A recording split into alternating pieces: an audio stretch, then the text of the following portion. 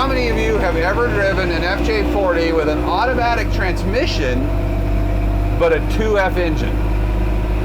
I bet not very many, because that's a combination that doesn't even make sense and did not exist anywhere until this rig. As a matter of fact, this might be the first one like it of its kind.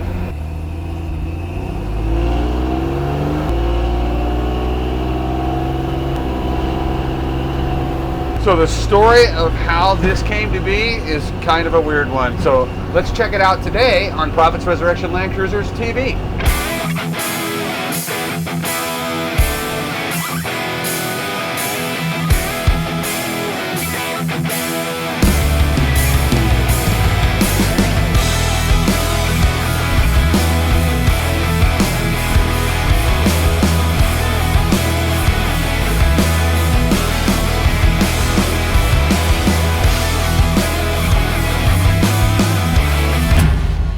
This is what we call the Bilstein crawler. We built this in 2016, 2017 for SEMA 2017. And my vision for it back then was to be an all Toyota dedicated off-road rig that I could drive to the trail, wheel, and drive back, but without the Chevy small block, without the LS, without the Cummins, just keeping pure Toyota DNA.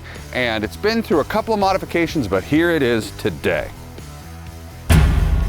I set off to build this 1972 FJ40 just for me, and the vision was for it to be an all Toyota DNA rock crawler. We partnered with Bilstein Shocks, and this rig was featured in the Bilstein booth at SEMA. This is what got my foot in the door at SEMA, and I'm so thankful to Bilstein to this day for making that happen. Our first SEMA experience was a fantastic one. This vehicle placed in the top 10 of SEMA Battle of the Builders, and it really opened a lot of doors. In fact, I would say that this Land Cruiser right here is why I work for SEMA today as the truck and off-road judge for Battle of the Builders. After SEMA, I used this rig on and off the trail, and we took it to lots of shows around the country, including Overland Expos and Off-Road Expo in California. In 2019, we were approached by the organizers of the Global Auto Salon in Riyadh, Saudi Arabia, and we shipped this rig and one of our other builds to the other side of the world for a bizarre SEMA-like car show in the middle of the desert. Our experience at the Global Auto Salon was a little strange, but also pretty cool. The ability to hang out with a lot of the automotive personalities here in the United States without a crowd of people around them was pretty cool. An interesting fact about the Global Auto Salon is that all the vehicles that were sent there were supposed to be for sale, and this was. But because there are no off-road modifications allowed on vehicles driven in Saudi Arabia on the roads, no one was interested. After Saudi Arabia, we had some time to complete my vision for the truck, which was to build a custom soft top for the 13-inch stretched body and a set of OEM doors. This gives the vehicle an FJ43 look, but the extended wheelbase and the color definitely sets it apart from its South American brothers. So let me tell you what we did to get that look. So this is the original steel tub for this FJ40, and it was cut in half just about right here and stretched almost 14 inches. Then we stretched the wheelbase and moved the wheel well arch back with the fender flare to keep mud from splashing up on the side. It's also got tube fenders in the front just to compensate for the width of the FJ60 front axle. There's a lot more I could tell you about this Land Cruiser, but I'm not really doing a feature on the build so much as the story behind the truck. After it was done with its shows around the world, and even though I hated the idea of it, it was time to sell it so we could build a new shop vehicle. Here's where it gets a little strange. Originally, the drivetrain in this Land Cruiser was a 3FE fuel-injected straight 6 from an FJ62 and the automatic transmission that came behind it. The new owner wanted the vehicle to be EMP hardened. That means no computers or delicate electronic circuitry. So the 3FE had to go. We rebuilt and installed a 2F engine from an FJ60 and dumbed it down by adding a points-style ignition system, which is just about as robust as you can get on any older vehicle. It was a challenge to get the 2F to work with the automatic transmission. The automatic didn't come out until after the 2F was discontinued. So would they even bolt together?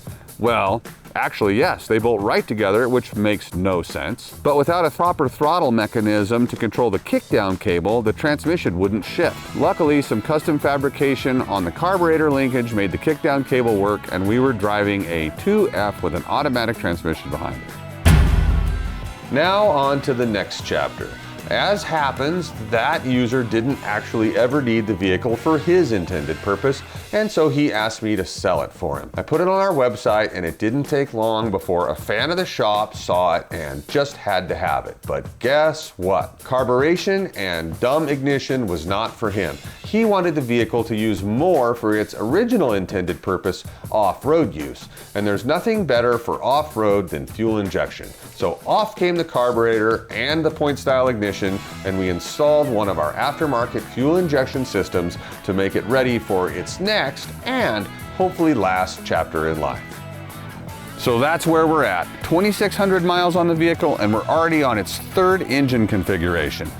But it's happy now. I like the 2F in this vehicle. We've done lots of 2F conversions, and technically speaking, a 2F's even bigger than a 3FE. We did a few performance upgrades to the 2F this time, and so I think it is actually a little bit more powerful, and I am confident that this is the configuration that this vehicle is going to stay in for a long, long time. People really love this vehicle wherever you take it. And it might be because of the color, it might be because of the stance, and it might be just because it's such a unique looking vehicle. But here's something you may not know. One of the things that contributes to how unique it is that we've actually chopped the top. The doors and the windshield frame were shortened about 1.5 inches to give it a squatty look. And that's one of those modifications that I like the best, that make people wonder what's different about it, but can't quite put their finger on it. One thing that I should mention is this is old school fab for Proffitt's Resurrection Land Cruisers. We built this rig before we had some of the fancy tools the fab shop has now. So there wasn't any CAD, and all of the parts were cut out by hand. It was really kind of a Stone Age build compared to the things that we're building today.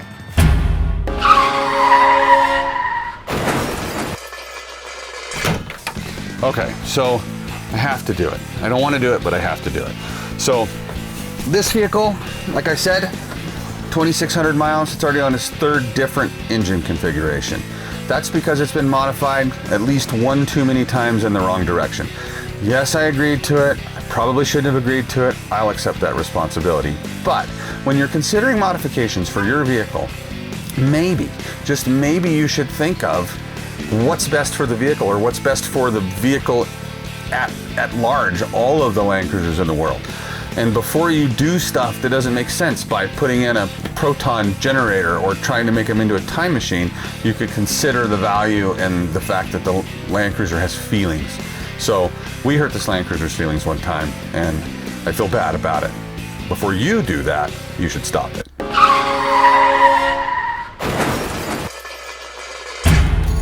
I love Dakota digital gauges. Like, I think that probably the coolest thing we do to any of these Land Cruisers is that gauge package right there. The flexibility is amazing. I changed colors just so that I could look at green on my way to work today.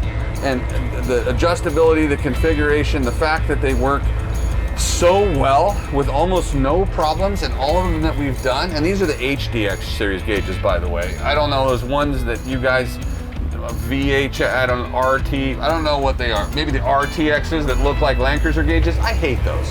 Like, they kept the classic look, and then they added this Knight Rider kit style tachometer across the top. It makes me feel like I'm in an arcade. But these, the HDX ones, best thing we ever do to these Land Cruisers. And that's another great company that makes stuff. Thank you, Dakota Digital. You know what else is cool about using a 60 series transmission and transfer case? You can do this in an FJ40, is I've got push button 4-wheel drive. As long as the hubs are locked in, which they are not, I could just reach down and click that button right there, and the vacuum actuator would kick us into 4-wheel drive.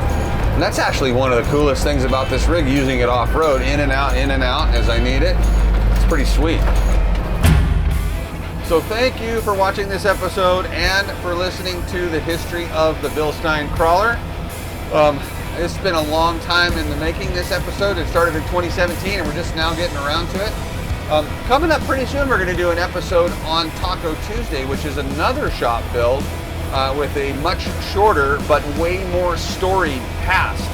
So if you're interested in the HE double hockey sticks that vehicle has turned my life into, oh, stay tuned, because episode 100 is going to be all about it. Oh yeah, and if you like our content, make sure you like and share and ring the bell and push the button and all that other stuff you're supposed to do on YouTube. Also, check us out on social media, Pro Cruiser on Instagram, Resurrection Land Cruisers on Facebook, although I hardly ever get to Facebook anymore. Instagram is really where it's at. And of course, there's the website, resurrectionlandcruisers.com. Thanks for watching.